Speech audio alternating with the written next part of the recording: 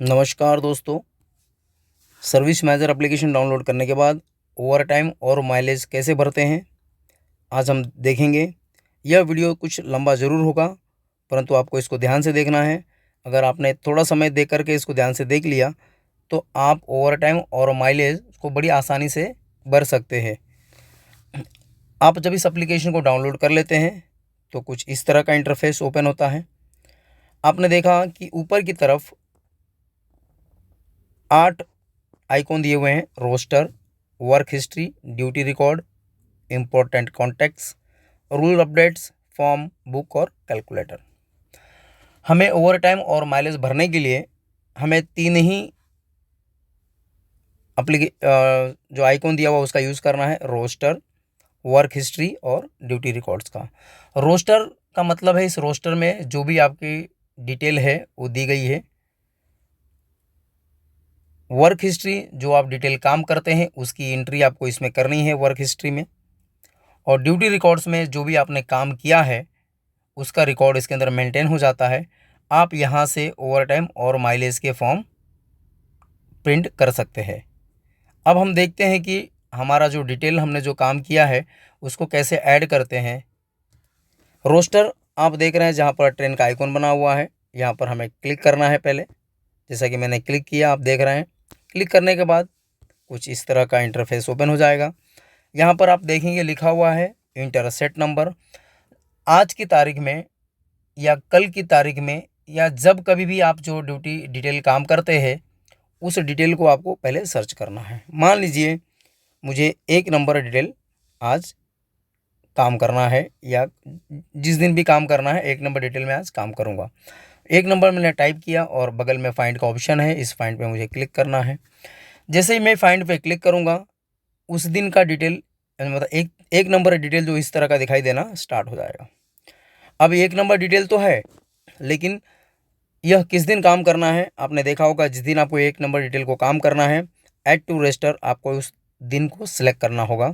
Add to roster यानी 1 number detail आप कौन सी तारीख को काम करेंगे। ऐड टू रोस्टर को हम क्लिक कर रहे हैं। देखिए आप, जैसे हमने ऐड टू रोस्टर कॉल किया हमें एक कैलेंडर ओपन हो गया। मान लीजिए कैलेंडर में दिख रहा है महीना नवंबर 2022, 27 तारीख को वो बाय डिफ़ॉल्ट आज की डेट ले लेगा। लेकिन 1 नंबर जो डिटेल है आप पहले एंट्री करना चाहते हैं, 1 तारीख को आपने काम किया है लेकिन आपने किसी कारणवश से उसकी एंट्री नहीं की है, तो आपको 1 तारीख को सिलेक्ट करना है। मान लीजिए आपको आ गया 28 तारीख को, कल आपको 1 नंबर डिटेल काम करना है, आपको कल को डेट को सिलेक्ट करना है। उसी तरह से आप कोई भी डेट इसमें से आप सेलेक्ट कर लेते हैं, वह उस दिन आपका ड्यूटी को वह डिटेल एंट्री हो जाएगा। मान लीजिए 1 नंबर डिटेल मैंने 28 तारीख को काम करना है, तो मैंने 28 तारीख को सिलेक्ट कर लिया और फिर मुझे यहाँ पर ओके जो ऑप्शन दिया हुआ है उसको मुझे क्लिक करेंगे तो यह जो डिटेल है उस तारीख को ऐड हो जाएगा। 28 तारीख मैंने सेलेक्ट की और ओके पे क्लिक कर दिया। आप देखेंगे 1 नंबर जो डिटेल है 28 तारीख को यानी कल की तारीख में यह डिटेल ऐड हो गया है। अब यह तो हो गया हमें डिटेल एंट्री करना। यहाँ पर आपको डिटेल एंट्री हो गई और यहाँ पर आपको कुछ दिखाई नहीं देगा। फिर आपको बैक जाना है।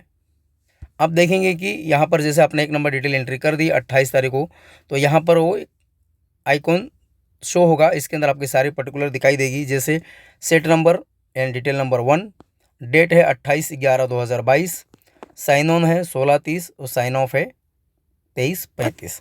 अगर आप इस सेट को देखना चाहें तो व्यू पे क्लिक करेंगे तो आप देखेंगे कि वो सेट आपको यानी वो डिटेल जो आपको दिखाई देना स्टार्ट हो जाएगा। अगर मान लीजिए कुछ डिटेल में ज़्यादा गाड़ियाँ होने की वजह से कुछ गाड़ियाँ दिखाई नहीं देती है, तो आपको स्क्रॉल करना है ऊपर से नीचे, नीचे की उस ऊपर की तरफ। यह ऐड हो जाने के बाद आपको वर्क हिस्ट्री में आना है।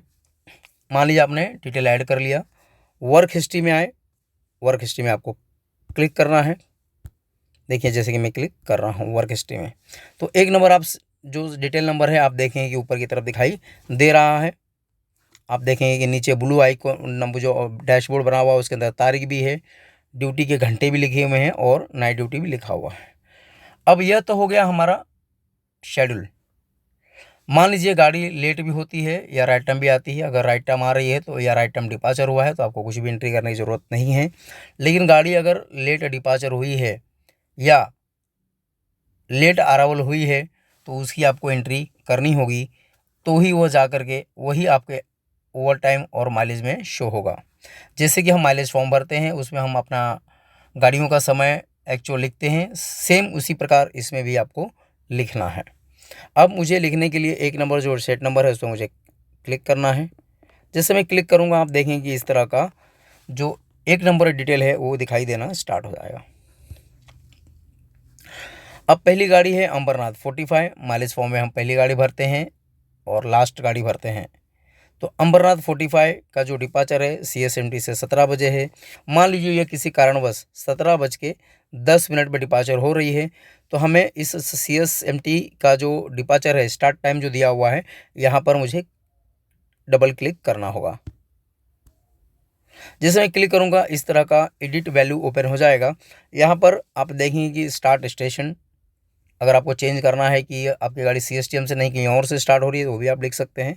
अगर आपको टाइमिंग में चेंजेस करना है तो स्टार्ट टाइम में जाना है और यहाँ पर आप देखें कि मेरी गाड़ी 17:10 को स्टार्ट हो रही है तो मैंने यहाँ पर 17:10 लिख दिया। अगर आपको घंटे भी करना है तो आप यहाँ पर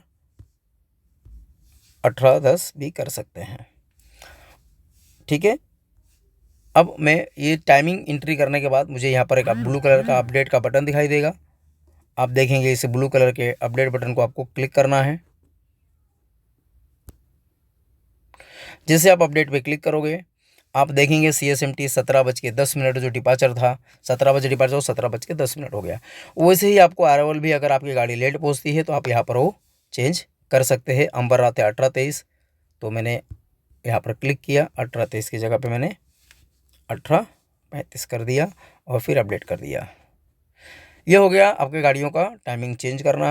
वैसे ही लास्ट गाड़ी है आपकी कुरला 45, CSMT से राइट टाइम निकली है, कुरला पहुंची है 23 o'clock, बट NCS में ये लेट पहुंची है तो यहाँ पर हमें टाइमिंग NC कुरला का डालना है, या जो भी आपको टाइमिंग यहाँ पर एंट्री करनी है आप कुरला पे क्लिक करेंगे तो सेम उसी प्रकार से ये ओपन हो जाएगा। ये 23 o'clock के बगल में 23:45 को पहुंची है। 23:45 मैंने टाइमिंग अपडेट की और यहाँ पर जो ब्लू आइकॉन दिया हुआ है एडिट वैल्यू होने के बाद, एडिट करने के बाद इस ब्लू आइकॉन पे आपको क्लिक करना है। जैसे आप इस पर क्लिक करेंगे आप देखेंगे कि इसका sign on, sign off, duty hours, kilometre और नाइट ड्यूटी अलाउंस सारे के सारे ऑटोमेटिकली ये चेंज हो जाते हैं। यह हो गया आपका डिटेल को एंट्री करना। यह कर दिया आपने, इसके बाद आपको कुछ भी नहीं करना है।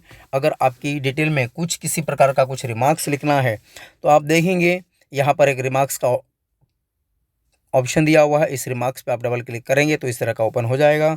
और जैसे ही आप इसमें कुछ रिमार्क्स देंगे कि गाड़ी लेट हो गई, क्यों लेट हो गई, ड्यू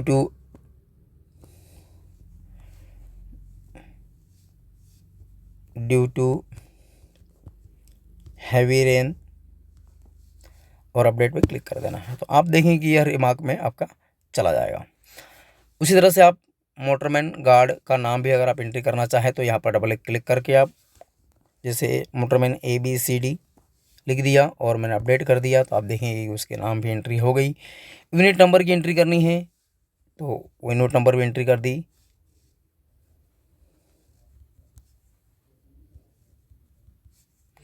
और अपडेट को क्लिक कर दिया। आप देखेंगे कि यूनिट नंबर भी अपडेट हो गया। कैब नंबर भी आपको अगर कुछ लिखना है तो आप कैब नंबर भी यहाँ पर एंट्री कर सकते हैं और अपडेट कर सकते हैं। इस तरह से हुआ आपकी वर्किंग हिस्ट्री को भरना। इसके बाद आप जब देखेंगे कि यह जब दोनों काम आप कर लेते हैं तो आपको ड्यूटी रिकॉर्ड्स दिखाई देगा। ड्यूटी रिकॉर्ड्स पर जाना है क्योंकि आपने रोस्टर में ड्यूटी ऐड की, डिटेल ऐड किया, वर्क हिस्ट्री में उसकी एंट्री की और ड्यूटी रिकॉर्ड्स में आपको PDF निकालना है फॉर्म। आप देखेंगे कि यहाँ पर एक लीव के बगल में एक PDF फॉर्म दिया हुआ है, यहाँ पर आपको क्लिक करना है।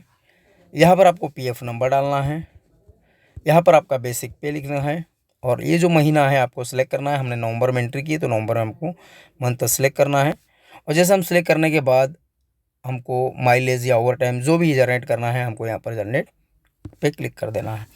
आप देखेंगे कि कुछ ही समय में या कुछ ही सेकंड के बाद ये जनरेट हो जाएगा और फिर उसके बाद आप इसको प्रिंट निकाल करके जमा कर सकते हैं। इसमें जो एंट्री आपने की हुई है वही आपके पीडीएफ में दिखाई देगा।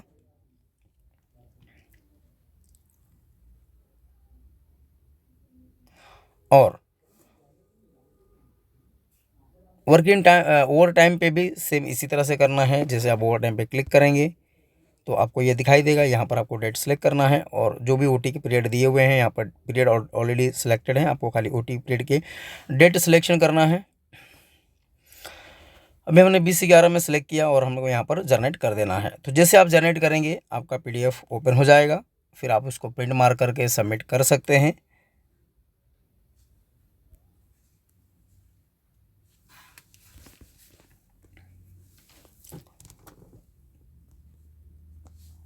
Thank you. अगर इसमें किसी प्रकार का किसी को समस्या हो या डाउट हो तो आप मुझे कॉल कर सकते हैं।